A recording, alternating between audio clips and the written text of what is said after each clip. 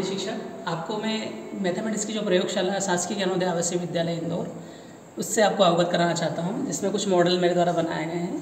आपको सबसे पहले मैं बतलाना चाहता हूँ त्रिभुजों के बारे में कि त्रिभुज किसे कहते हैं। जैसे त्रिभुज में हम तीन भुजाओं से घिरी हुई बंधा करते हैं, हम त्रिभुज कहते हैं। जैसे हमारे पास एक त्रिभुज बना है समबाहु त्रिभुज।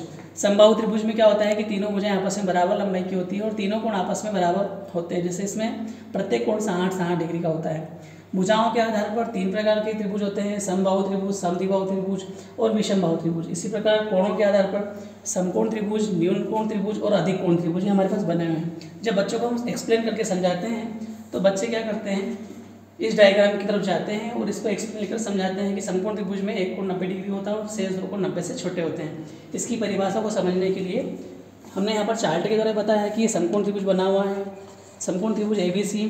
इसमें क्या है कि इसका एक कोण समकोण होता है और दो कोण जो थे न्यून कोण होते हैं। तो इस प्रकार से हम बच्चों को परिभाषा भी यहाँ से समझा सकते हैं। इसके बाद में हमने चतुर्भुजों का प्रकार होता है कि चतुर्भुज किसे कहते हैं। जैसे चार भुजाओं से घिरी हुई बंधा करते हैं चतुर्भुज कहते हैं। चतुर्भुज ABCD बना हुआ है। चतुर्भुज में चार भुजाएं होते हैं AB, BC, CD और AD। इसमें दो विकर्ण हो गए, एक AC विकर्ण हो गया और दूसरा इसका BD विकर्ण हो गया। विकर्ण जो होते हैं सम्मुख शीर्ष बिंदु को मिलाने वाली रेखा चतुर्भुज का विकर्ण कहलाएगी। चतुर्भुज के प्रकार यहाँ पर दिए हुए हैं। आयत दिया हुआ है जिसकी आमने सामने की भुजाएं बराबर लंबाई की होती है और इसका प्रत्येक कोण 90 डिग्री का होता है। इसी प्रकार समांतर चतुर्भुज दिया हुआ है और हमने यहाँ पर एक वर्ग बनाया हुआ है, मॉडल बनाया है। बच्चों को गुणनखंड करने का तरीका सिखलाया है कि जैसे हमारे पास दो प्रकार की संख्याएं हैं, 32 और 8 का जब हम गुणा करेंगे तो 256 हो जाएगा। इसी प्रकार हम जब इसको घुमाएंगे तो अगली संख्या का गुणनखंड हमारे पास यहाँ पर आ जाएगा। इसी प्रकार हम यहाँ पर देखें कि 37 और 7 का जब गुणा करेंगे तो 259 यहाँ पर हो जाता है। इसी प्रकार हम इसको बार बार संख्याओं को बदल कर ले सकते हैं और संख्याओं का गुणनफल ज्ञात कर सकते हैं। जैसे 42 का गुणा 3 में किया तो 126 हो जाएगा। इस प्रकार से इसको रोल मॉडल के द्वारा घुमा के हम बच्चों को गुणा करना सिखलाते हैं। इस प्रकार हमने यहाँ पर एक नवाचार के तौर पर यहाँ पर प्रकाशमान ग्रेड बोर्ड बनाया है। बच्चों को मुख्य रूप से देखने की समस्या आती है, अधिकांश समझते हैं कि हमको यहाँ पर दिखाई नहीं पड़ रहा है, क्योंकि मुख्य TLM हमारे पास ये ग्रीन बॉडी होता है जिसके माध्यम से बच्चों को मुख्य धारा में जोड़ा जाता है। हमने यहाँ पर एक ऐसा ग्रीन बोर्ड बनाया है जिसके चारों ओर LED प्रकाश की LED लगा रखी है और बच्चों को यदि हमको दिखाई नहीं दे रहा है तो हम बच्चों को एक्सप्लेन करके समझाते हैं कि यदि यहाँ नहीं दिखाई दे रहा है तो इधर की LED जलाएंगे ताकि बच्चों को इधर का पूरा जो पार्टीशन है पूरा दिखाई देगा। उसी प्रकार से हम ऊपर की तरफ से अगर नहीं दिखाई दे रहा तो ऊपर की LED जला के हम बच्चों को दिखाने का प्रयास कर सकते हैं। इसी प्रकार तीसरी LED को हम जला के बच्चों को वहाँ पर समझा सकते हैं ताकि बच्चों को जो मुख्य रूप से TLM जो है देखने की समस्या हमेशा के लिए दूर की जा सकती है। हम चाहते हैं कि पूरे मध्य प्रदेश में इस प्रकार के प्रकाशमान ग्रीन बोर्ड बने ताकि बच्चों को जो देखने की जो समस्या है जिसकी सहायता से वो सीखते हैं, सीखने की जो मुख्य धारा है वो मुख्य जो है श्याम पढ़िया हमारा जो ग्रीन बोर्ड होता है वही होता है जो कहीं प्रकार से क्षतिग्रस्त रहते हैं, त्रुटिपूर्ण रहते हैं। तो सारे पूरे मध्य प्रदेश में इस प्रकार के प्रकाशमान ग्रीन बोर्ड होना चाहिए ताकि बच्चों को आसानी से समझाया जा सके। तो ये हमारा एक नवाचार था जिसका राज्य स्तरीय में सिलेक्शन भी हो चुका है। इसके बाद में हमने यहाँ पर बच्चों को समझाने के लिए यहाँ पर मैथमेटिकल हाउस बनाया है जिसमें बताया है कि इसकी जो खिड़कियाँ वर्गाकार है, इसकी जो दरवाजे हैं वो आयताकार होते हैं। जब मकान को बनाते हैं तो इसकी जो दीवारें जब खड़ी करते हैं तो यहाँ पर लेवल का पाइप का प्रयोग किया जाता है, गुणियों का प्रयोग किया जाता है जिसके माध्यम से 90 डिग्री के कोण के आधार पर ये दीवारें यहाँ पर खड़ी होती है। इसकी जो छत है यहाँ पर समांतर चतुर्भुज के आकार की है। जब हम प्लाट को बनाते हैं, जब मकान को बनाते हैं तो जो प्लाट की साइज मापी जाती है वो खुद भी एक आयताकार ब्लॉक का होता है। इस प्रकार से मैथमेटिक्स का प्रयोग, गणित का प्रयोग जीवन के हर क्षेत्र में किया जाता है, समझाने का प्रयास इसके माध्यम से किया जाता है।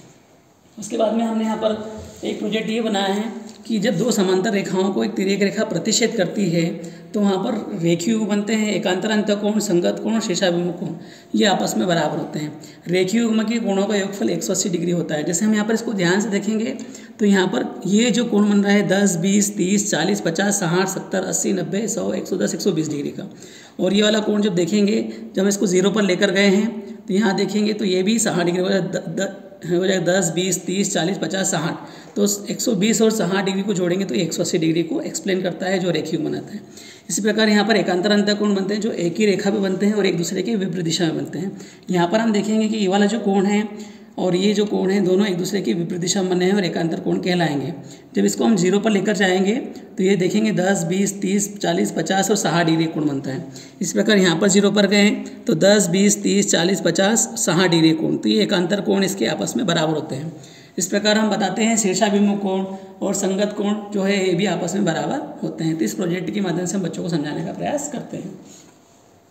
उसके बाद में हमने एक प्रोजेक्ट ये बनाया है। इस प्रोजेक्ट के माध्यम से हम बच्चों को समझाते हैं कि जैसे हमको वर्ग बनाना है तो हमने बता दें कि वर्ग एक ऐसी आकृति होती है जिसकी चारों भुजाएं बराबर लंबाई की होती है, प्रत्येक कोण इसका 90 डिग्री होता है। हम यहाँ पर वर्ग का जो क्षेत्रफल होता है भुजा गुणित भुजा का प्रयोग करके उसकी एक भुजा की लंबाई की माप निकाल के हम उसका क्षेत्रफल निकालने का तरीका हम बच्चों को बताते हैं। साथ में जो वर्ग का जो परिमाप होता है, वर्ग का परिमाप होता है 4 गुणित भुजा की लंबाई। तो हम इसमें क्या करते हैं 4 और एक भुजा की लंबाई नाप कर गुणा करके उसका हम परिमाप भी ज्ञात करने का प्रयास करते हैं। इसी प्रकार से इसमें वर्ग की आकृति बना सकते हैं, हम शंकु की आकृति बना के बतला सकते हैं, आयत की आकृति बना सकते हैं, समचतुर्भुज की आकृति बना के बता सकते हैं, बेलन की आकृति, अन्य प्रकार की कई जो 2 डायमेंशन 3 डायमेंशन आकृतियाँ हैं उनको यहाँ पर डायग्राम के माध्यम से बना के बच्चों को एक्सप्लेन करने का प्रयास करते हैं। जैसे हमने यहाँ पर एक अभी वर्ग का बनाई था, उसके बाद इस प्रकार से हम छोटी सी आकृति यहाँ पर देखें, इस प्रकार से ट्रेंगल्स की आकृति हम बना सकते हैं। फिर यहाँ पर हम इसको शंकु, यहाँ पर एक चूड़ी लगा के यहाँ पर शंकु की आकृति बनाने का काम भी करते हैं। इसके बाद में इसी प्रकार से बच्चों को जो हम समकोण त्रिभुज से संबंधित जो है वो भी एक्सप्लेन करने का प्रयास करते हैं। समद्विबाहु त्रिभुज है उसको एक्सप्लेन करके बताते हैं कि समद्विबाहु त्रिभुज जो होता है जिसकी 2 भुजाएं आपस में बराबर लंबाई की होती है, उसका हमको क्षेत्रफल निकालना है तो उसका हम क्षेत्रफल निकाल के भी इसके माध्यम से बतला सकते हैं बच्चों को। इस प्रकार से हम इस प्रोजेक्ट के माध्यम से डायग्राम बना के इधर उसका आयतन और क्षेत्रफल निकाल के बताते हैं। प्रथम जो है आर्यभट्ट इन्होंने शून्य का आविष्कार किया है, पाई के आविष्कार के क्षेत्र में इनका योगदान रहा है। तो इनका हमने डायग्राम्स बना के बच्चों को बतलाया है ताकि वो समझें कि हमारे भारतीय गणित को कितना महत्व रहा है शुरू से प्राचीन काल में भी। तो इस प्रकार से हमने आर्यभट्ट को यहाँ पर चुना है। उसके बाद में हमने वहाँ पर एक वृत्ताकार घड़ी बनाई है, वृत्ताकार घड़ी में टाइम भी हम दे सकते हैं। उसके माध्यम से हमने बताया कि जो वृत्ताकार घड़ी होती है वृत्त के समान होती है, जिसका एक केंद्र बिंदु होता है, उसमें एक त्रिज्या भी होती है और त्रिज्यखंड जो होता है 2 त्रिज्याओं और एक लघुचाप के बीच का जो क्षेत्रफल होता है वो त्रिज्यखंड कहलाता है। वो भी हमने उसमें एक्सप्लेन किया है। OAPCO वो त्रिज्यखंड सेक्टर कहलाएगा और त्रिज्यखंड 2 त्रिज्याओं के बीच में उसमें त्रिज्या रखी OA और OC 2 त्रिज्या हो गई।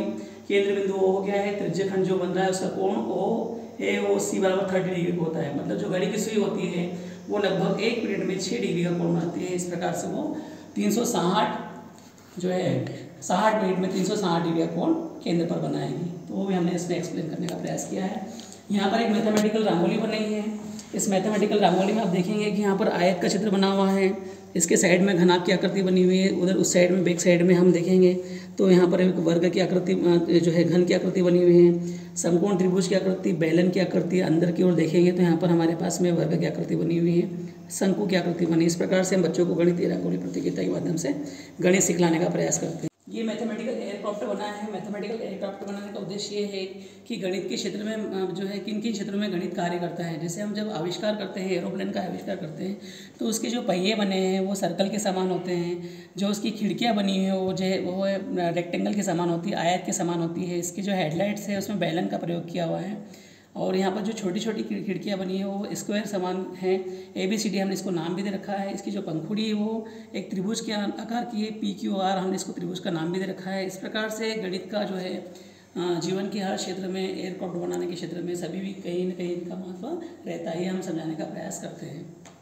के लिए यहाँ पर एक प्रोजेक्ट बनाया हुआ है कि जियो बोर्ड इसको हम कहते हैं। इसके माध्यम से रबर बैंडों की सहायता से हम बच्चों को समचतुर्भुज, समांतर चतुर्भुज, घन और वर्ग, आयत, अन्य जो है सभी 2 डायमेंशन आकृतियों को इस प्रोजेक्ट के माध्यम से हम आसानी से रबर बैंडों के द्वारा समझाने का प्रयास करते हैं। और उसको परिभाषा को दर्शाने के लिए ऊपर हमने एक चार्ट भी लगा रखा है। उसके बाद में हमने यहाँ पर एक बोर्ड, ये जो मॉडल बना है समकोण त्रिभुज के ऊपर आधारित है, जो बतलाता है कि समकोण त्रिभुज में कर्ण भुजा का वर्ग लंब प्लस आधार भुजा के वर्गों के योगफल के बराबर में होता है। और ये प्रूव करके भी बतलाता है। जब इसको खोल के देखेंगे तो इसमें जितनी बालू रेत आएगी कर्ण भुजा में, उस बालू रेत को हम निकाल कर जब लंब भुजा में और आधार भुजा की बॉक्स में जब डालेंगे तो दोनों में इक्वल हो जाएगी। इससे सिद्ध हो जाएगा कि समकोण त्रिभुज में कर्ण भुजा का वर्ग लंब प्लस आधार भुजा के वर्गों के योगफल के बराबर होता है। तो ये एक्सप्लेन करने का प्रोजेक्ट है जो अभी हमने यहाँ लगा रखा है। ये एक मॉडल बना है जिसमें जो हम 2 बिंदुओं के बीच की दूरी दर्शाना है या विभिन्न प्रकार की जो जानकारी होती है उन डाटा को एकत्रित करके, संग्रहित करके हम दंडालेख के माध्यम से, चित्रालेख के माध्यम से एक्सप्लेन करने का प्रयास भी करते हैं। जैसे ये एक्स अक्ष हो गया, ये वाई अक्ष हो गया। हमारे पास में जो डायग्राम्स बना हुआ है ये दंड आलेख को शो कर रहा है। इस प्रकार से चित्र आलेख और अन्य चीज़ों को बना के बच्चों को एक्सप्लेन करने का कार्य करते हैं। यहाँ पर भार मापक और द्रव्य के मापक यहाँ दे रखे हैं कि उनके मात्रक क्या होते हैं। जो बाहर वाली वस्तुएं होती हैं उनको मापने के लिए किलोग्राम का प्रयोग किया जाता है, और जो लिक्विड वाली जो राशियाँ होती हैं उनको मापने के लिए हम यहाँ पर लीटर का प्रयोग करते हैं। तो यहाँ पर लीटर और किलोग्राम को चित्र के माध्यम से दर्शाने का प्रयास किया है। उसके बाद में यहाँ पर एक छोटा सा प्रोजेक्ट दिया हुआ है, अरेबिक गिनती लिखी हुई है। इस अरेबिक गिनती की ये विशेषता है कि प्रत्येक जगह पर कोण बनता है। जैसे ये वाला पहला अंक है, यहाँ पर एक कोण बन रहा है। जहाँ पर 2 लिखा है वहाँ पर 2 कोण बन रहे हैं, 1 और 2। जहाँ 3 लिखा है वहाँ पर 3 कोण बन रहे हैं, 1 2 3। और जहाँ 4 लिखा है वहाँ पर 4 कोण बन रहे हैं, 1 2 3 4। यहाँ पर 5 की जगह 5 कोण दिखाई देंगे, 1 2 3 4 5। और 6 की जगह 6 कोण दिखाई दे रहे हैं, 1 2 3 4 और 5 और 6। इसी प्रकार 7 में देखेंगे तो यहाँ पर 1 कोण 2 कोण 3 कोण 4 कोण 5 6 7 कोण दिखाई दे रहे हैं। 8 में भी यहाँ पर 8 कोण बनते हुए दिखाई देंगे। 9 में भी 9 कोण बन रहे हैं, 1 2 3 4 5 6 7 8 9 कोण बन रहे हैं। और 0 में कोई कोण नहीं बन रहा है, इसलिए यहाँ पर 0 है वो। तो इस प्रकार ये प्रोजेक्ट हमारे पास बने हुए हैं। उसके बाद में हमने मैथमेटिकल मानव बनाया है। मैथमेटिकल मानव में देखिए यहाँ कि बच्चों को हम एक्सप्लेन करके बता सकते हैं कि शंकु की आकृति कैसे होती है, आयत कैसे होता है, वर्ग किस प्रकार से होता है, वर्ग की चारों भुजाएं बराबर होती है, त्रिभुज जो है वहाँ दे रखी है जिसमें 3 भुजाएं अलग अलग लंबाई की दे रखी है, और उसके जो हाथ दे रखे हैं वो त्रिभुजाकार हैं। नीचे की तरफ उसके पाँव बने हैं जो सिलेंडर के समान है, बेलन के समान है, वो उसको दर्शाने का प्रयास किया है। उसमें आगे की तरफ जो प्रोजेक्ट चार्ट दे रखा है उसमें हम बच्चों को प्राइम नंबर्स बताते हैं, बच्चों को जो है भाज्य संख्या है, अवयव संख्या है, सम संख्या है, विषम संख्याओं को एक्सप्लेन कर करके बताते हैं कि सम संख्या किसे कहते हैं, विषम संख्या किसे कहते हैं, और प्राइम नंबर भाज्य और अवयव संख्या किसे कहते हैं, उस चार्ट के द्वारा समझाने का प्रयास करते हैं। यहाँ पर एक मॉडल और बना हुआ है, ये सर्कल से संबंधित है कि एक वृत्त होता है जिसका केंद्र बिंदु है O। तो किसी समतल पर स्थित एक निश्चित बिंदु से समान दूरी पर स्थित बिंदुओं का जो समुच्चय होगा वो वृत्त कहलाएगा। एक वृत्त हो गया। ये वृत्त के केंद्र बिंदु से लेकर परिधि पर स्थित बिंदु को मिलाने वाली रेखा वृत्त की त्रिज्या हो गई। वृत्त के केंद्र बिंदु से होकर जाने वाली सरल रेखा वृत्त का व्यास होती है, जो इस वृत्त को 2 बराबर भागों में बांटने का प्रयास करती है। यहाँ पर एक त्रिज्याखंड हो गया। त्रिज्याखंड क्या होता है, किन्हीं 2 त्रिज्याओं और लघुचाप के बीच का क्षेत्रफल कहलाता है त्रिज्याखंड। तो इसी प्रकार से यहाँ पर वृत्तखंड हो गया। वृत्तखंड क्या होता है, वृत्त के किसी एक लघुचाप और जीवा के बीच का जो क्षेत्रफल होता है वो वृत्तखंड कहलाता है। इसी प्रकार से हम बच्चों को त्रिज्यखंड, वृत्तखंड, वृत्त की जीवा, उसकी परिधि, परिमाप, वृत्त का केंद्र, इन सभी से अवगत कराने का प्रयास करते हैं। यहाँ पर इस डायग्राम्स में त्रिभुज का परिघत वृत्त बना हुआ है। त्रिभुज का परिघत वृत्त एक ऐसा वृत्त होता है जिसकी तीनों जो भुजाएं होती है, तीनों शीर्ष बिंदु वृत्त की परिधि से होकर गुजरते होते हैं। तो ये त्रिभुज का परिघत बना हुआ है। इसी प्रकार यहाँ पर त्रिभुज का एक अंतर्गत वृत्त बना हुआ है। त्रिभुज का अंतर्गत बनाने के लिए हमको क्या करना पड़ेगा, इसके लिए हमें त्रिभुज बना हुआ है। हमारे पास में त्रिभुज जो है PQRS त्रिभुज है, और इसकी हमने जो है कोण संधिभाजक खींचे हुए हैं। कोण संधिभाजक जिस बिंदु पर प्रतिच्छेद करेंगे, जैसे हमारे पास टोटल 60 डिग्री का कोण है, इसका कोण संधिभाजक खींचा हमने, तो ये हमारे पास एक कोण संधिभाजक हो जाएगा। इसी प्रकार दूसरा कोण संधिभाजक हमने खींच लिया। दोनों कोण संधिभाजक जिस बिंदु पे काटेंगे उसको O नाम दे देंगे, और O से सम्मुख भुजा पर लंब खींच लेंगे OL। अब हम इसको बनाने के लिए हम OL की त्रिज्या लेंगे और बिंदु O को केंद्र मानकर एक जो है वृत्त बनाएंगे जो तीनों भुजाओं को अंदर की ओर स्पर्श करता हुआ बनेगा। तो ये त्रिभुज का अंतर्गत वृत्त कहलाता है। त्रिभुज PQR जिसका अंतर्गत बना हुआ है। हमारे पास में एक पाइथागोरस प्रमेय बना हुआ है। पाइथागोरस प्रमेय में कर्ण भुजा का वर्ग लंब प्लस आधार भुजा के योगफल के बराबर होता है। यहाँ पर एक छोटा सा त्रिभुज बना हुआ है, समकोण त्रिभुज ABC, इसमें सामने वाली भुजा कर्ण भुजा हो गई, ये हमारी लंब भुजा हो गई, और नीचे वाली भुजा जो है आधार भुजा कहलाएगी। इसमें जो लंब और आधार भुजा में जितना इसमें स्क्वायर में जितनी ज्वार है, इस ज्वार को हम निकाल के कर्ण भुजा में डालेंगे तो ये दोनों पार्ट जो है इक्वल हो जाएंगे। ये हम इसमें प्रूव करके बच्चों को बताते हैं। ये समकोण त्रिभुज बनाया हुआ है, समकोण त्रिभुज ABC, जिसमें कर्ण भुजा का वर्ग लंब प्लस आधार भुजा के वर्गों के योगफल के बराबर होता है। तो हम क्या करेंगे, एक्सप्लेन करके देखेंगे कि हमारे पास में ये वाली जो भुजा है 12 सेंटीमीटर की है, ये जो आधार भुजा है हमारे पास में 9 सेंटीमीटर की है, और कर्ण भुजा इसकी 15 सेंटीमीटर की है। जब कर्ण भुजा का जो क्षेत्रफल है वो लंब भुजा के और आधार भुजा के क्षेत्रफल के योगफल के बराबर होता है। तो हमने यहाँ पर स्क्वायर ही बना ली है। ये जो स्क्वायर है जो बना हुआ है ये 12 सेंटीमीटर का है, ये जो वर्ग बना है ये 9 सेंटीमीटर का है, ये वर्ग जो है हमारे पास 15 सेंटीमीटर का है। तो इस बड़े वर्ग में जो कर्ण भुजा में जितना क्षेत्रफल है उसका हम इसमें से ज्वार उठा के लंब भुजा और आधार भुजा में डालेंगे तो आपस में इक्वल हो जाएगा। इससे ये सिद्ध हो जाएगा कि समकोण त्रिभुज ABC में कर्ण भुजा का वर्ग लंब प्लस आधार भुजा के वर्गों के योगफल के बराबर होता है। तो हम इसको प्रूव करके बतलाते हैं बच्चों को। देखो यहाँ पर एक प्रोजेक्ट बनाया है, एक्टिविटी जोन बनाया है बच्चों को समझाने के लिए कि जैसे हम यहाँ पर 1 से लेकर 7 तक के अंकों का प्रयोग करेंगे और अंकों का प्रयोग करके इसको इस प्रकार से जमाएंगे कि किसी भी रो में हम जोड़ेंगे तो योग जो है 12 आना चाहिए। जैसे 2 और 3 5 हो गए, 5 और 7 12 हो गए। इस प्रकार 1 और 4 5 हो गए, 5 और 7 12 हो जाएंगे। 4 और 5 9, 9 और 3 12 हो जाएंगे। इस प्रकार 6 और 4 10 और 2 12 हो जाएंगे। तो किसी भी रो में हम जमाने का प्रयास करेंगे तो 12 आना चाहिए। हम इसको घुमा देते हैं, बार बार अंकों को बदल देते हैं ताकि बच्चे खुद अपने मन से कर करके देखें कि क्या वास्तव में इस प्रकार से सभी अंकों का योग प्रत्येक रो में 12 आ रहा है या नहीं आ रहा है। इसी प्रकार से हमने नीचे एक प्रोजेक्ट फिर बनाया है। तो उस प्रोजेक्ट में भी हमको 1 से लेकर 9 तक की संख्याओं का प्रयोग करना है और प्रत्येक रो में अंकों का योगफल जो है 15 आना चाहिए। ये एक्टिविटी जोन बनाया है, बच्चे खुद कर करके देखें और इसको बिखेर के देखें, फिर जमाएं ताकि बच्चे अब उसको जो मस्तिष्क है उसका विकास हो सके। यहाँ हमने एक जो है मैथमेटिकल ट्री बनाया है। इसकी विशेषता है कि ट्री बॉन्ड बढ़ता जाएगा। जैसे 10 और 4 को जोड़ेंगे तो 14 आ जाएगा, 14 और 6 20 हो जाएगा, 20 और 13 को जोड़ेंगे तो 43 हो जाएगा, 43 और 96 को हम जोड़ें 46 को जोड़ेंगे तो हमारे पास अगली संख्या 89 हो जाएगी। इस प्रकार ये मैथमेटिकल ट्री बनाया है ताकि बच्चे उसको आगे बढ़ा के जोड़ना सीख पाए। यहाँ पर यंत्र बना हुआ है, दिखने में छोटा सा ही है लेकिन इसमें कोण बनाने का तरीका समझाया जाता है। जैसे हमारे पास यहाँ पर पहला जो कोण बन रहा है ये हम घुमाएंगे तो न्यून कोण बन रहा है। तो इस प्रकार से न्यून कोण बनता है जो 90 डिग्री से छोटा होता है। अगले हम इसको जब घुमाएंगे तो यहाँ पर समकोण बनता हुआ दिखाई देगा। ये समकोण होगा जिसका एक कोण 90 डिग्री का होता है और उसके बाद में हम फिर घुमाएंगे तो ये अधिक कोण होता है। अधिक कोण का जो मान होता है 90 डिग्री से अधिक होता है।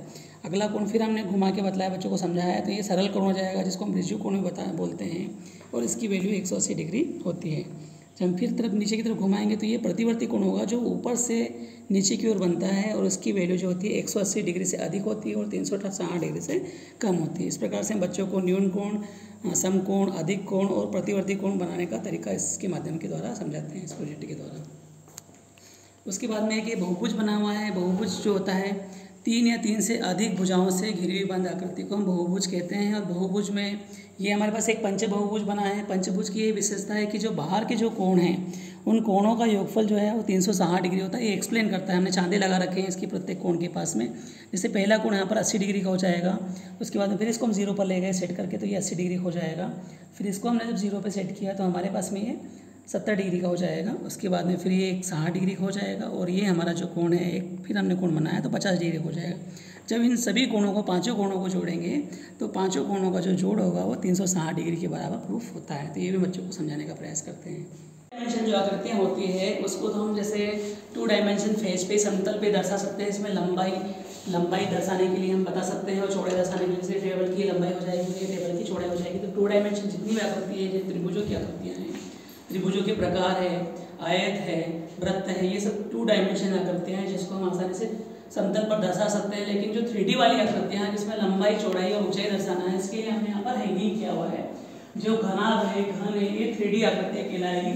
इसमें लंबाई, चौड़ाई और ऊंचाई होती है। जैसे हम देखेंगे तो जो सामने वाली जो VW जो दिख रही है आपको, ये आपको लंबाई दिखाई देगी। उसके बाद में हम पीछे की तरफ पोज देखेंगे तो ये चौड़ाई हो जाएगी और V से लेकर T तक की जो देखेंगे तो वो उसकी ऊंचाई हो जाएगी। इस प्रकार हम लंबाई, चौड़ाई, ऊंचाई इन प्रोजेक्टों को हमने हैंगिंग करके दर्शाया है ताकि हम इसको दर्शा सकते हैं।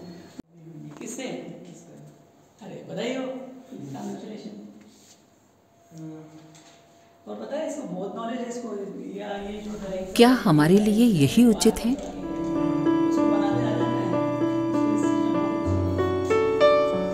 केवल अपने लिए ही जीना मानव जीवन का निकृष्टतम दुरुपयोग है। जो केवल अपने लिए ही पैदा हुआ, अपने लिए ही बढ़ा और आप ही खा खेल कर चला गया, ऐसा व्यक्ति अपनी दृष्टि में सफल भले ही बनता रहे, वो असफल ही माना जाएगा। इस सृष्टि में सफल जीवन उसका है जो दूसरों के काम आ सके। बादल समुद्र से जल ढोकर लाते हैं और प्यासी धरती को परितृप्त करने में लगे रहते हैं। समुद्र की महानता को सुरक्षित रखने के लिए नदियां उसमें आत्मसमर्पण करते रहने की अपनी परंपरा को तोड़ती नहीं। फूल खिलते हैं दूसरों को हंसाने के लिए, पौधे उगते हैं दूसरों के प्रयोजन पूर्ण करने के लिए, वायु चंवर ढुलाती रहने की अपनी पुण्य प्रक्रिया से समस्त जड़ चेतन को प्रमुदित करती रहती है। इसमें इनका अपना क्या स्वार्थ है? सूर्य, चंद्रमा और नक्षत्र इस जगति को अहर्निश प्रकाश प्रदान करते हुए भ्रमण करते हैं। यही जीवन की उपयोगिता एवं सार्थकता है। सृष्टि का प्रत्येक जड़ परमाणु और कीट पतंग जैसा प्रत्येक जीवधारी अपनी स्थिति से दूसरों का हित साधन करता है। पशु दूध देते और परिश्रम से हमारी सुविधाएं बढ़ाते हैं। जब छोटे छोटे जीव जंतु तक परोपकार का व्रत लेकर जीवन यापन करते हैं